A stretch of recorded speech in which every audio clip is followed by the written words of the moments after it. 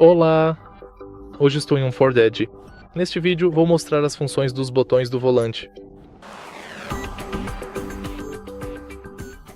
Para começar, vamos dar uma olhada no lado esquerdo do volante. Bem aqui temos este painel, através do qual podemos navegar pelo display do velocímetro.